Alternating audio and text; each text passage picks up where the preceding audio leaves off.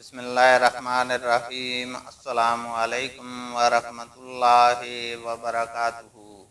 حدیث نبوی صلی اللہ علیہ وسلم ہے، ہم سے علی بن عبداللہ مدینی نے بیان کیا، کہا کہ ہم سے سفیان بن عیینہ نے عمرو بن دینار سے بیان کیا کہ ہم نے ابن عمر رضی اللہ تعالی عنہما سے ایک ایسے شخص کے متعلق پوچھا جو عمرہ میں بیت اللہ کا طواف تو کر لے لیکن صفا اور مروہ کی سعی نہیں کرتا، کیا وہ اپنی بیوی سے صحبت کر سکتا ہے؟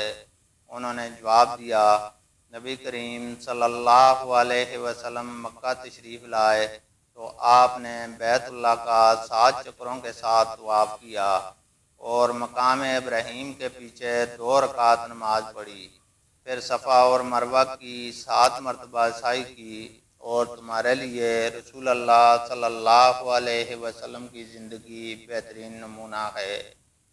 اللہ تعالیٰ سے دعا ہے کہ وہ ہمیں قرآن اور حدیث کو سننے، سمجھنے اور اس پر عمل کرنے کی توفیق عطا فرمائے، آمین۔